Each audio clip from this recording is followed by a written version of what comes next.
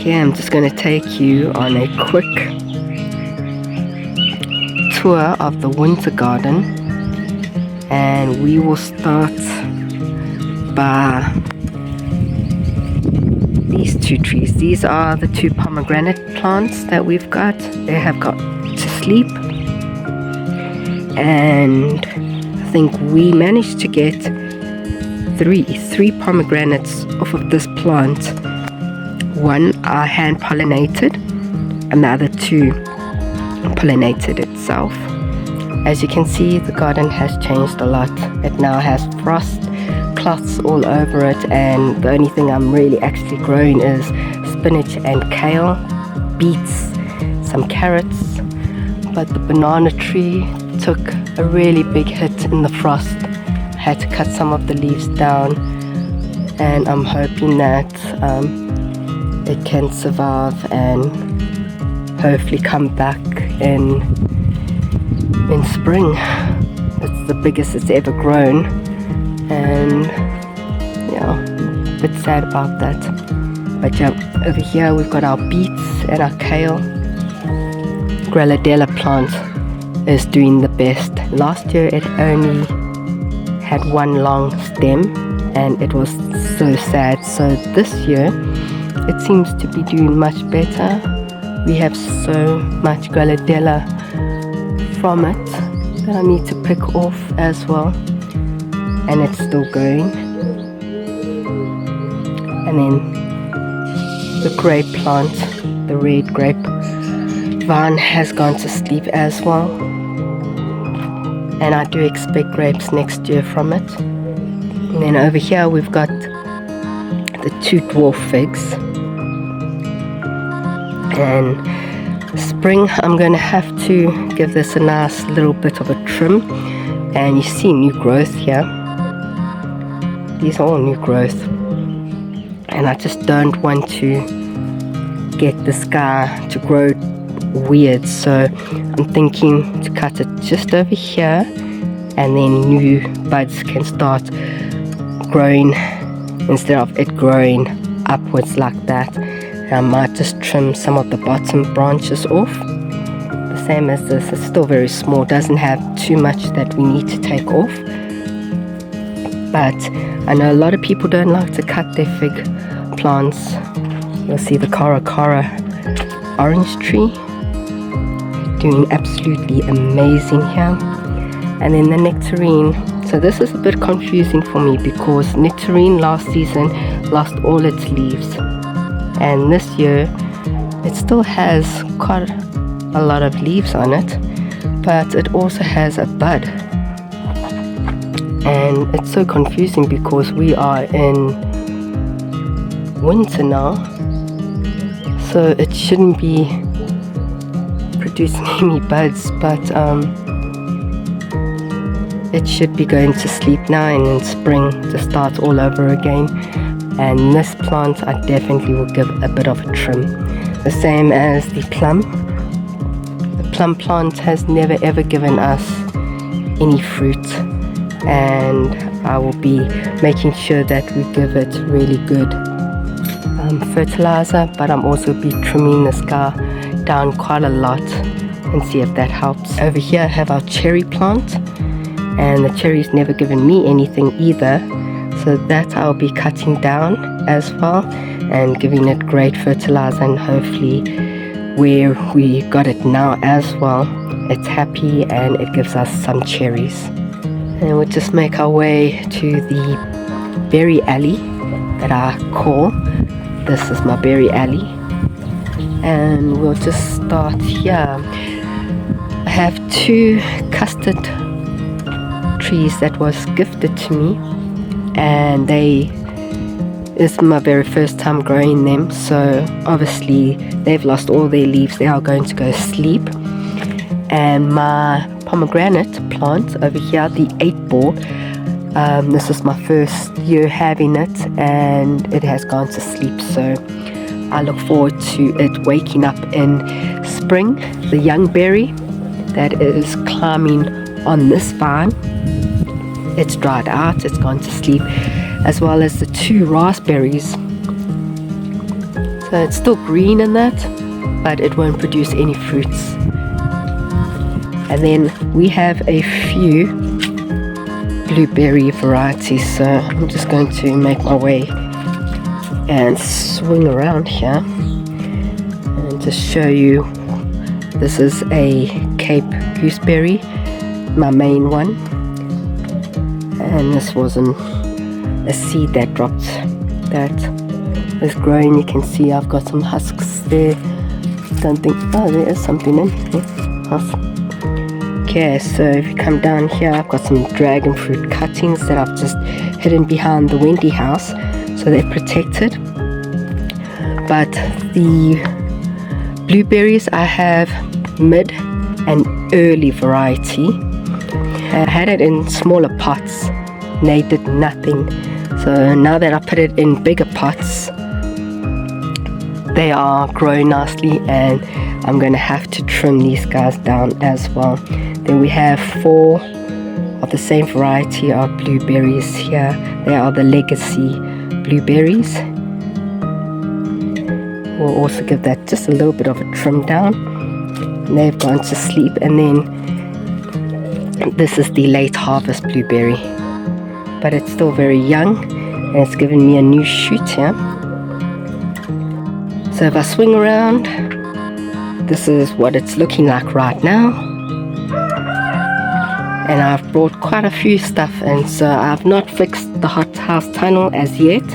Haven't got a solution for it, but it's keeping most of the plants safe and warm in here, especially all the green peppers and chilies that I have brought inside and overwintered. I've had to cut the poor tamarella plant right down. It died off on the top, and I'm hoping it comes back in spring or summer. But most of the plants here are doing fantastic. My beautiful lemon tree that I grew from seed loves it in here. Seedling table looks fantastic, all coming up. The fig Adam, it will start losing all its leaves, and I'll see little new buds. So this is fairly young plant. It's got a new shoot coming up here, and I might have to cut this shoot off and then try and focus the energy on this stem, but I haven't thought about it as yet. And I have my first ever plant tree. It actually survived, so it's taken over 3 years for this ever plant to actually come back to life. It is in the hothouse. I am safeguarding this thing to protect it from any damage. I've been trying to get an ever plant grown for such a long time, and this is my mother-in-law's one, and we actually thought we lost it, but it actually started growing back, so that is a bonus. And I also saw in the garden that there was a pawpaw plant. I brought it in. I did lose the top. I'm not sure if it's going to survive, but that's the closest I've gotten to a pawpaw in Johannesburg. And that is the hothouse. If we swing around here, we've got the gala apple tree. It did not produce too well in the first 2 years I've had it. I'm hoping next season I have a better chance, but I will be pruning that fellow down so it's not top heavy, and to see if it can focus its energy with new growth and fertilize it very, very well. See if that's going to work. And then you swing over here, you got the Granny Smith apple. It did very, very, very well in the season. It gave us over 20 little green apples. I didn't thin it out. I was too scared to, because that is the most I've ever seen this plant give me. But I will be trimming the Granny Smith. It got very top heavy, and I'm not really sure how to trim it yet. I'm very new with the apple trees, but I will get in contact with my suppliers that gave it to me, and they should be able to tell me how I can trim this fallow down. It will lose all its leaves and it will go to sleep until spring, summer. We'll swing over here and we have the goji berry bush. So you guys only just see a whole bunch of twigs, but we've had this for 3 years now. First year it gave us, I think, about 3 goji berries, and this season that's just passed it actually gave us over 20 little goji berries, and it was doing so well. So it's lost all its leaves. It will also go to sleep, and come spring, summer, it will start coming alive and producing more goji berries for us. So we're just going to go to the side over here where the chickens are. Hey chickies! So over here on this side we have our 3 compost bays, and because we've gone into winter, they are filled with leaves. This tree has now fully lost its leaves, and it gives us it would probably fill all 3 of these bays. So we've had to keep on turning it, and I've got another compost big bag on the side. But yeah, chicken coop is here with our rabbit coop, and then we have some other rabbits running around here, and that is their little coop there. But what I wanted to show you was over here on the side we have the dragon fruits. That's the mother plant, and I have, I think, 3 varieties in this pot. I've got the true tart purple, the ruby red, the white Vietnamese, and then I have another ruby red at the back there. And I've had this for now 2 years. So next year, because it's drooping nicely over the trellis, I'm expecting some beautiful fruit of this dragon fruits. And then these 2 as well, they are cuttings from my mother tree, my mother plant, and they're looking absolutely fantastic. We have 2 guava villa vines creeping on the trellis we made here just to hide the water tank, and we have 1 granadella vine here going that way. We swing over here to this side. Not sure if you can see this. I'll try and see if I can't make it.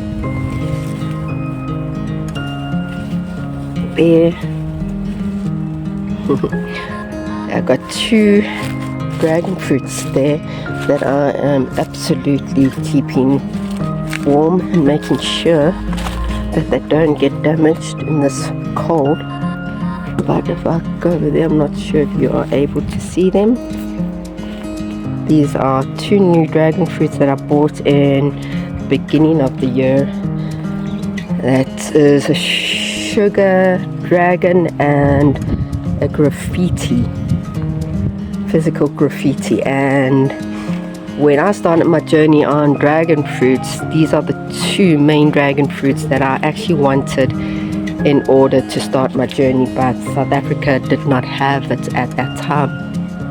So then I purchased what was available, and then this year I found that it was available and I grabbed them. So that is where my dragon fruits are kept.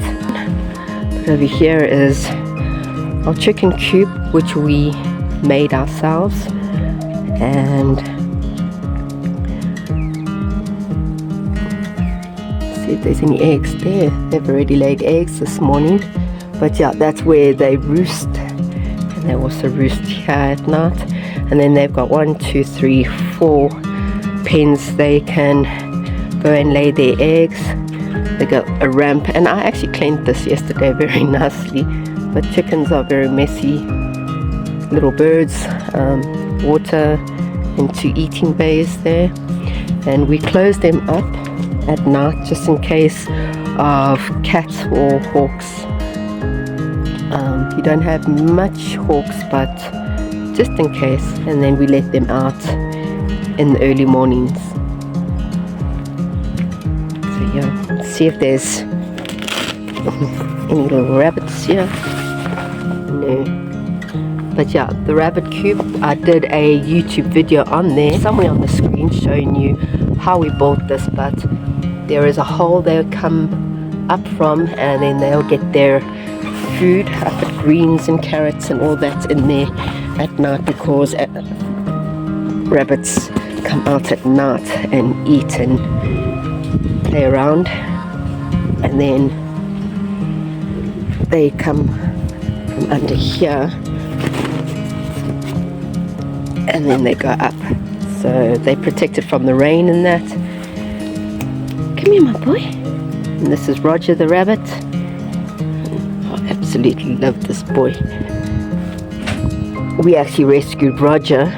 He was in a small little cage. He was smaller, but he was in such a small cage, and yeah, glad that we were able to rescue him and give him a beautiful garden to roam in.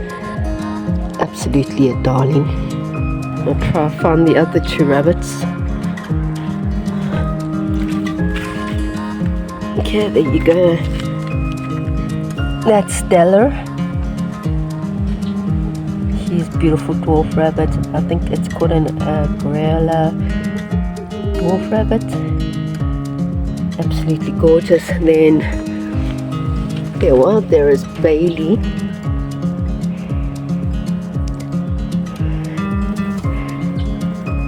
Hey, my boy.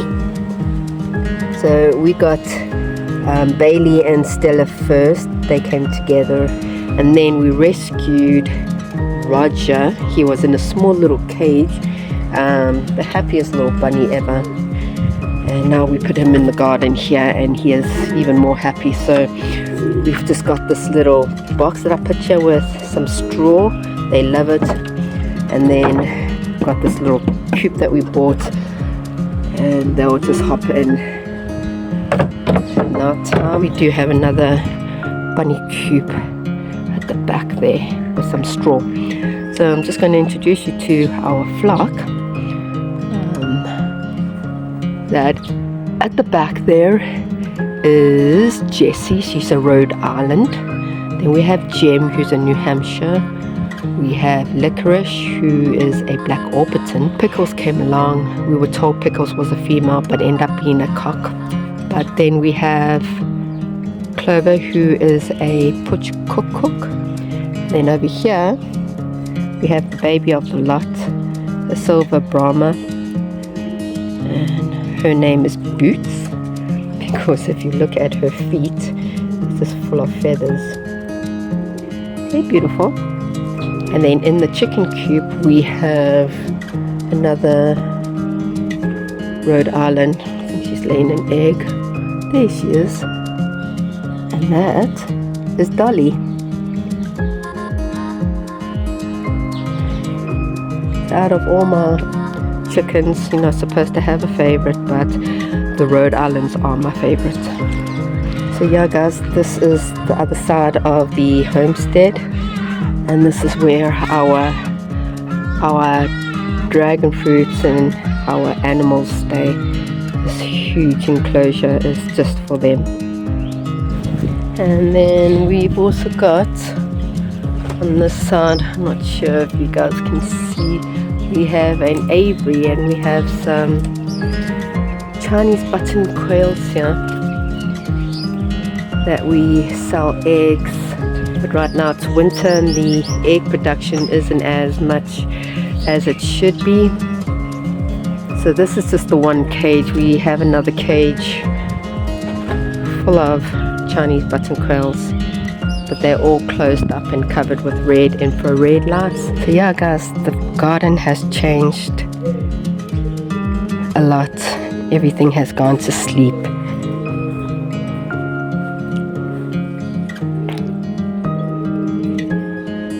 So as you can see, the homestead has completely changed, and we have gone into winter. Everything looks different, and our crops are even different. So I am counting the days until spring arrives, so we can see the homestead change again. But until then, I hope you guys enjoyed the winter tour with me, and If you're not subscribed, please subscribe, like this video, and we will see you soon.